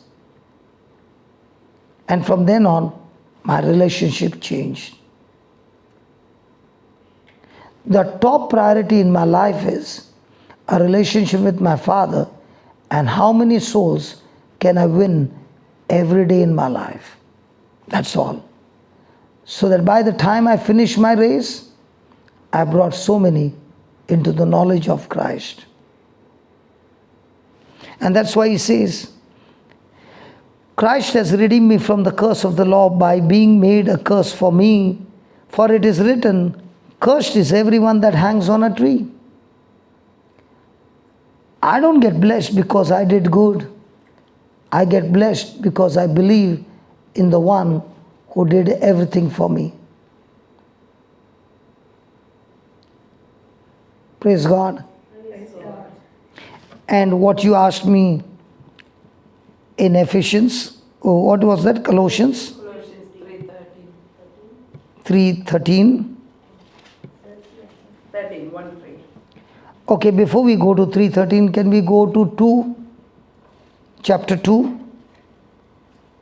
Same Colossians 2:13. Yeah, read. And you being dead in your sins, And you being dead in your sins, dead in your sins, and the uncircumcision of your flesh, and the uncircumcision of your flesh, hath he quickened together with him, God is the one who has given us that life joined with him. having forgiven you all trespasses. So, did I do anything to deserve this forgiveness? No. So, is it purely by grace? Yes. So, the Old Testament says, you forgive first, and then God will forgive you. Yes. The New Testament says, God has forgiven us. because God has forgiven you of 10,000 talents, Now, can you be a good servant to forgive those who come against you? Because Jesus has forgiven us, God has forgiven us, we have to forgive. Not because we have to forgive, because when you experience the love, see sister, okay, let's take an example. You are a nurse. Let's take an example. You are a nurse and you're working in the hospital. And you finished your duty and the next nurse has not come. And there's a young child who loves you. And he says, Auntie, can you please stay for some more time? And the doctor says, can you just do 4 hours more? Will you do it? I will do it. I don't have to, but depends upon who I am. So you will do it. What do I do? You will do it. Then the doctor says, can you do another 4 hours? I can choose no. I can choose not to, but if I want, I can. Okay. Then he says, can you do the next 12 hours? Same thing. How many days will you do duty? Because your duty will say, enough, I'm tired. But you as a mother, do you ever get tired looking after your own baby? When your baby is sick and you don't even get paid, you are willing to do day and night and you don't get paid. But when you are in duty, you are not able to do. Is that right? So also is the love relationship with God. If you are on duty, you get tired. If you are in love with Him, you will never ever get tired. Day and night, you are walking with Him.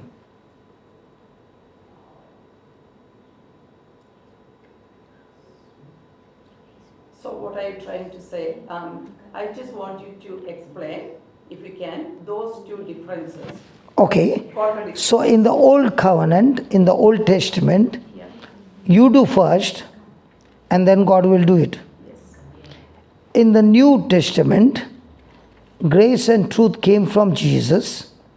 He did it and you respond to what He did it with your faith. Okay, can you give me $10, Maria?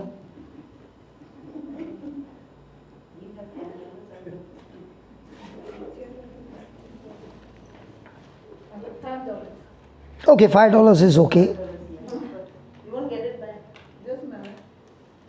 You won't get it back, okay? It doesn't matter. Okay. Just to make us understand, okay, sister? By grace are you saved through faith. Agreed? Agreed? So grace is what God did. Faith is how you respond to what God did, right? Yes or no? Faith came, for me personally, faith came through reading the Word of God. Absolutely. Faith comes by hearing and hearing by the word of God. Okay. And then with that faith, I got grace. Okay. And I was able to believe. Yes. fully believe So that now- Christ died for me. Yes. And Now, rose again on the third day. When I believed, I got saved. amen. This Amen. is actually from the Bible. Yes. It's, Romans 10, verse 8, 9, 10. it's 1 Corinthians 15, 1 to 4. Okay. Now, That's a gospel. I yes, believe yes. Now, by grace, I'm saying I want to give all of you this $5. Marlon, did you hear that? Yes. I want to give it to you, this $5. Now we all heard it. How many got up to take it? No one. No one. So that's what Paul said. The grace that was given to me never went wasted. That's what Paul said. By the grace of God, I am what I am. And the grace that was given to me never went wasted. I labored more than every one of them, and the labor that I put in was not my own, but it was the grace of God. So also, what you read just now, those promises of God are given to everybody. But how many people are going to get up from their seat, use those promises in the kingdom of God?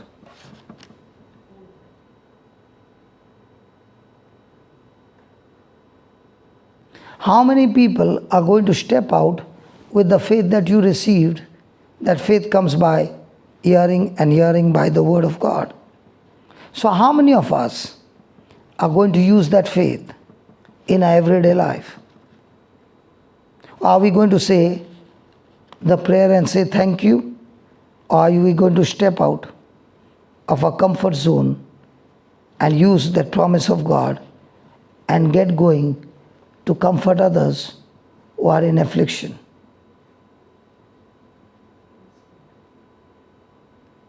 That's what 2 Peter 1:3 says. Can you put, brother, 2 Corinthians 1:3? 2 Corinthians.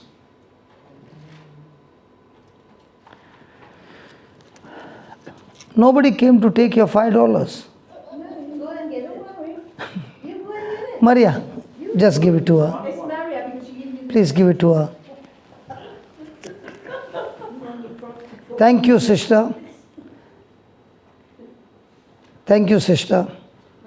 Yeah. Yeah, read that, sister. 2 Corinthians 1:3.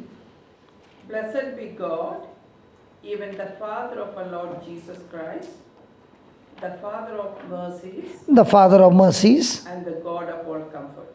and the God of All comfort. all or some comfort. All comfort. All comfort. Then, Who comforteth us in all our tribulation. so is He the God who comforts us in all our tribulation? Yes. Yes.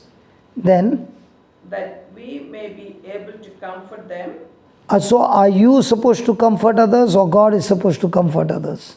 We are supposed to. So that Yeah. we are able to comfort others. Which are in any trouble. Wow. Which are in any trouble By the comfort by the comfort wherewith. we ourselves are comforted of God. So what's my ministry as a new creation? That's from In the afflictions that I went through in my life, I don't deserve, and God comforted me. And the comfort that I have received now, it's my turn to search for people who are in misery and in captivity, to go and share the truth of Christ and comfort them in their affliction. With the comfort that I have received. And the best part, he says, to comfort them in any kind of trouble. So once you're saved, that's what God created you for, because Ephesians 2:10 says so. After you are saved, for we are His Workmanship created for every good work. workmanship, created in Christ Jesus unto good works, So, am I doing good work because I want to do it? because God has, once you're saved, God has So that's what I'm saying. Do you think I want to do good work because I want to do it? No. He changed my nature. because you are saved. When I came from Adam, I had a nature of selfishness, self-centeredness. So if I take a dog, he will jump on me and love me and lick me. But if I take a pig and give him the same treatment, he'll still go into the dirt. So when the nature has changed, okay, I'm not doing good because I want to do, I'm doing good because He changed my nature.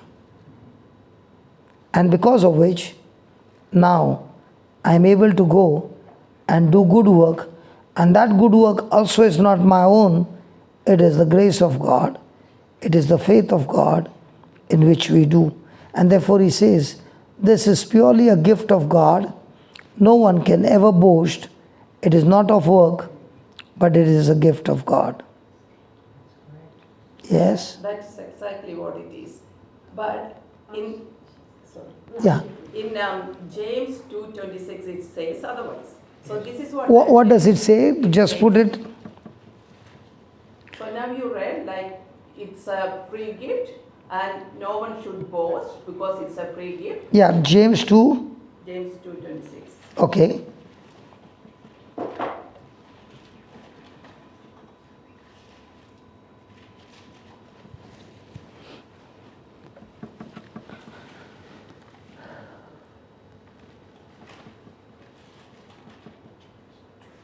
Yeah, read it. For as the body without the spirit is dead, Yeah. faith without works is dead also. Okay. Before you go to 26, is 18 coming before that, sister?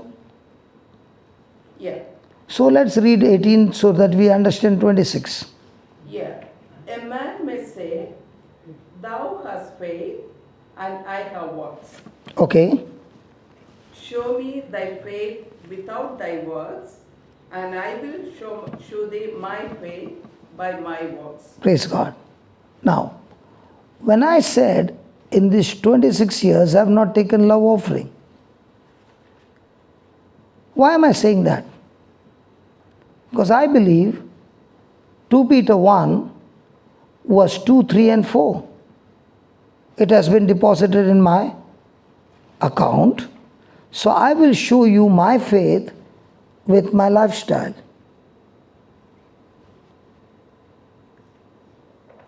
If I say I have faith in God, let's say I got 5 shirts and somebody came who is naked and I give away 3 shirts and I clothe him. Do I still believe that God is my source? Yes. Yes. And do I believe that in God's kingdom everything multiplies when I sow? Hello? As a man sows, so shall he reap. Is that right? Paul didn't say that. This is now you are going out of context. My question, you are not answering my question. What I am telling, in one place it says, we are saved through grace, through faith, and not of our works. Okay? So no work at all. We are saved once we believe the gospel. So no works involved at all. Once Jesus Christ died for our sins, I don't think we should do anything else. But no work doesn't mean no work. I have to fight the unbelief every day. That means the next word, 10 says, we are doing good works. Because So before I do the good works, is there going to be opposition? we are doing good works. Now to do good work, will there be an opposition? Will there be a persecution? My point is like, these two are in the same Bible. Yes. Faith Yes. without works. So when I say no work does not mean I do not fight against unbelief. No, you are not getting my point, brother. What I am telling is, these two verses. See, one is I work hard to earn. Not work hard. Okay. You have to show your faith. Okay. So one is I work hard to get, that is the old covenant. You should work and you should show your faith through works. Okay. And the second one is I learn hard to operate under God's promises. Second one is you are saved freely through the blood of Jesus Christ. So for you to be saved, to build up your faith, do you need to keep hearing? Yes. Yes. So are you spending your time in hearing? Yes. So you are spending your time in hearing also is a work which is helping you to fight against unbelief. When you are spending your time, you mean reading Bible, right? Yeah. You are getting faith. Yes. Yeah. So is there a work to hear? Hearing is a what? I don't think so. So when you are going to work, okay, are you going? I don't think faith is a what, brother. Faith is not a what. No. To get that faith, do you have to spend time? Spend time? Yes. Yes. So you got that faith, Yeah. right? Now, when you got that faith, based on that faith, you operate your action. my faith, I didn't operate action. That is, according to James, you have to show your faith through works. That is in James. And the other one is... Okay, now, God called Abraham righteous. Yes, Now, did he have to go and count the stars every day? yes. So, was that not work? That's what I'm telling, brother. That is through for the nation So, of Christ. he believed in what God said, and that's why he carried out the action, and God called him righteous. Because in the Old Testament, Because- they had to do that. Yes. Yeah. Now, in the New Testament, because I believe, my faith, I put into action what I believe. That is a work. Put into action. That is a work. Yes. You show your faith through action. Listen, I show my faith without speaking, without effort, by my lifestyle. And where did I get that? From the Word. It reflects, you reflect Jesus. So you work and show your faith. Yeah? No. Automatically. Because I understand the truth, my lifestyle has changed. You are right. So I'm not working hard to get, but I'm working hard to learn to receive my inheritance. I'm not showing about lifestyle or anything. No. I'm One is working hard to get, salvation. and the second one is believing to receive my inheritance. It's a labor. It's not a work, it's a labor. You labor to do the right things. It's salvation I'm talking about, brother. It's nothing else. Sister, do I labor to enter into the rest? Do you labor to enter into the rest? Yes, you Yes. So what am I fighting against? I'm fighting against unbelief. Because my biggest enemy is my unbelief. Why the Israelites could not enter the promised land? It was their unbelief. So what is my fight every day? My fight is against unbelief. So when I'm in relationship with Jesus, I don't work. I receive inheritance that Jesus worked hard by believing. And for that believing, the enemy is all the time coming against me with unbelief. Do I need to fight unbelief every moment? You have to fight unbelief because we are human beings, so that is natural for us to fight against our unbelief. Yes, you have Yes. to So is that work? fight against unbelief. Is that work? No, it's not work. And that's what faith is all about. Yes, so that's what Leela's trying to get at. So there is a battle where I am learning day and night to get my faith. Yes, brother, but what I think Leela's trying to get at is See the work Christ alone. see the work in the Old Testament is I work hard to get from God. Yeah. In the New Testament, I still work to build my faith, but I receive everything as a gift from God. Yeah, it's a free gift. So the Old Testament is I earn. The New Old Testament, Testament is not for us, brother. This is no, not no, for I'm us. sharing the difference. No, it's not for us. It's a nation of Israel. Absolutely It's not for us. Absolutely not for us. So one is I earn with my hard labor. Second is I receive by learning. So all our Christian life is what? To learn. Learn what? His promises, a relationship that through learning I now begin to inherit all that He has kept for me. In the spiritual realm, I am learning how to call them from the invisible to the visible, as Abraham believed in the God who gives life to the dead and calls things that be not as though they were. Now all our life in this world we learn calling things which are there as though they are there. And now we are learning in the kingdom of God to use the promises of God to call them from the invisible to the visible. Now that also is a labor to learn. But I am not receiving that labor to get, but I am using that labor to learn the system of God. One is I am laboring to qualify to receive from God. The other one is because I am qualified and I am supposed to receive my inheritance, I have to know the system, how it works.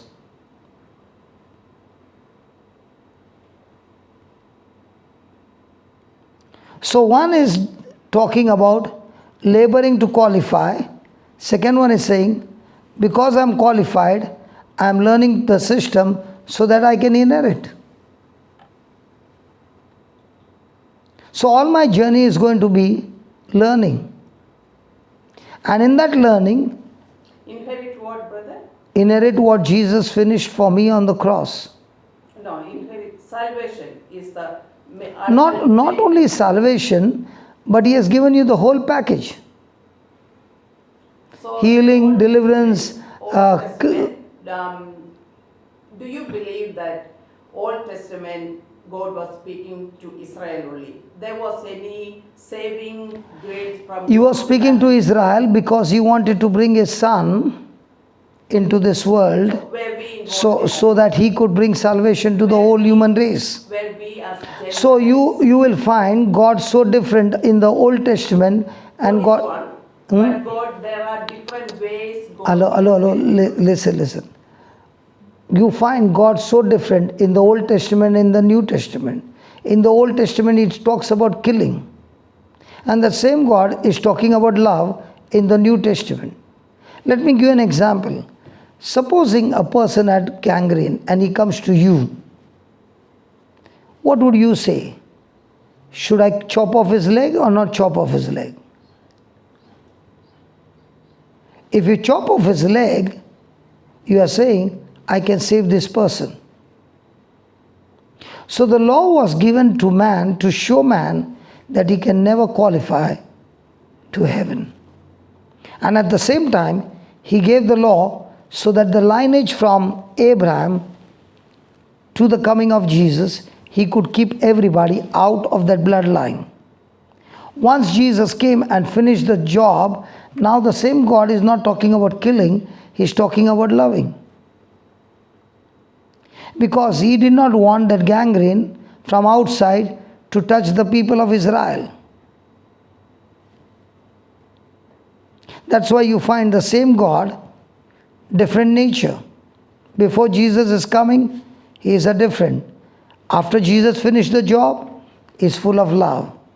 And He's talking about bringing the Gentiles into the kingdom.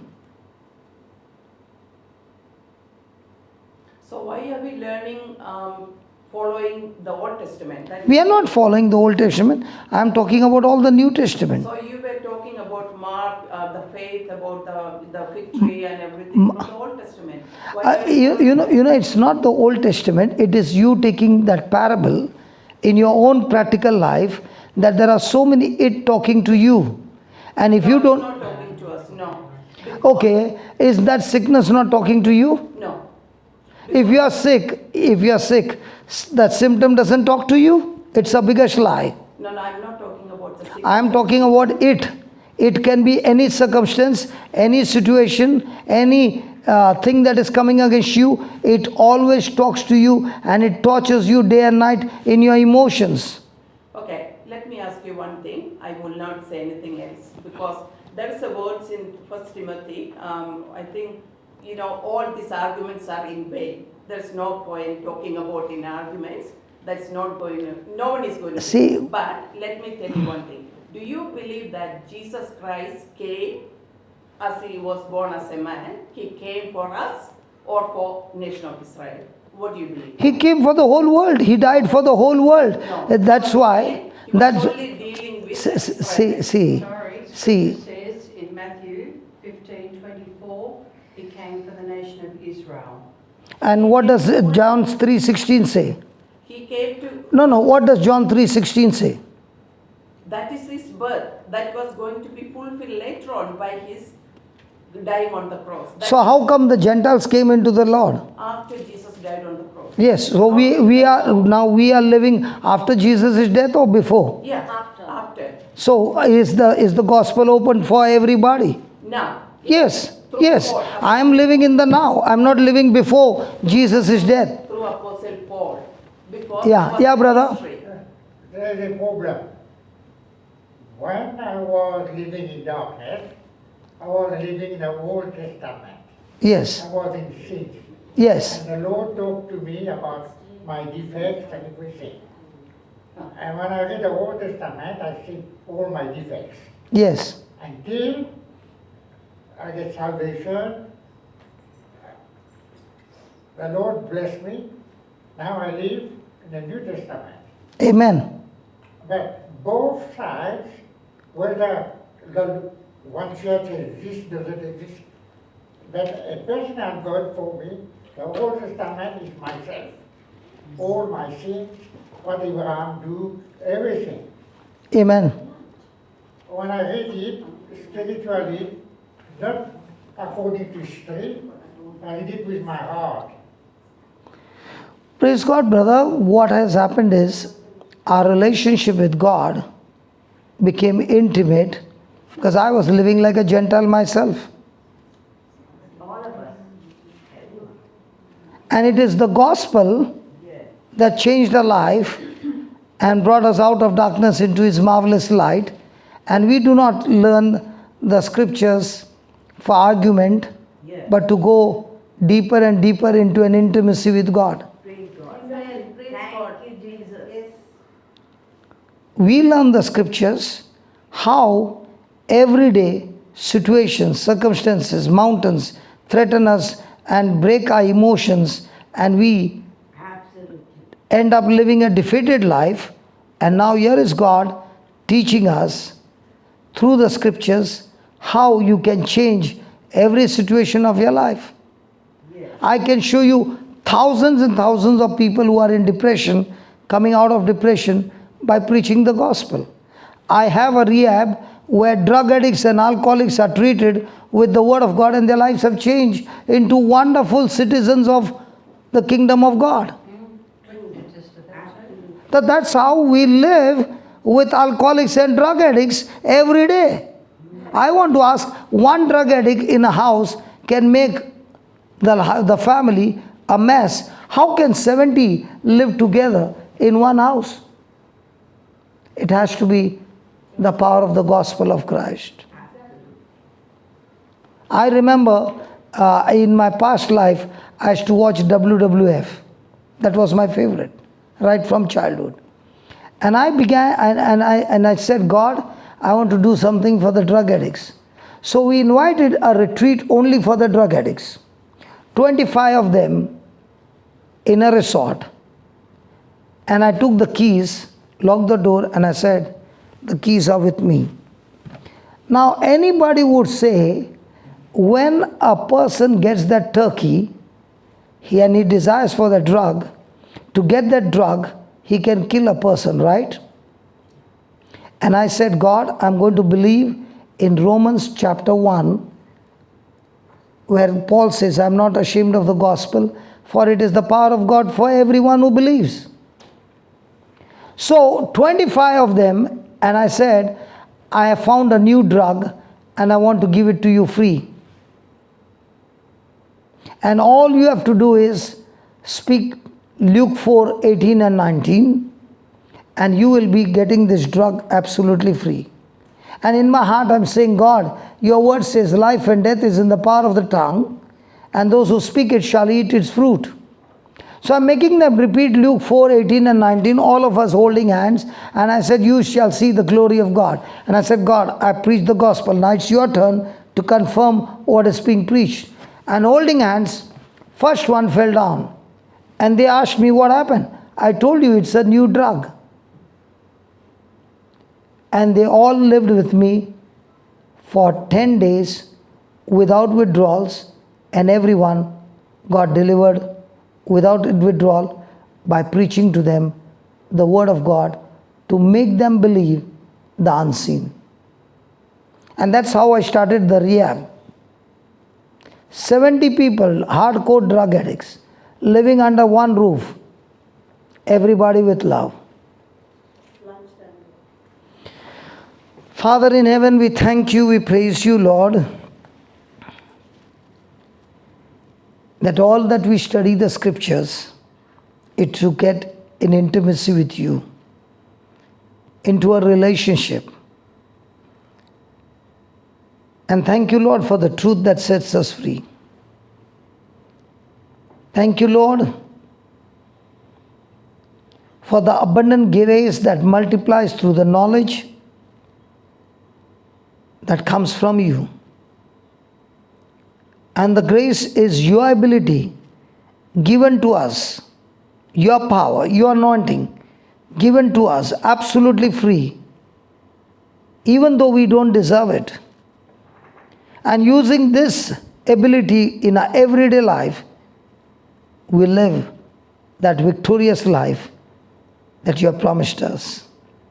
And not only that, with this victory in our life, we are able to go and comfort others who are in any kind of trouble.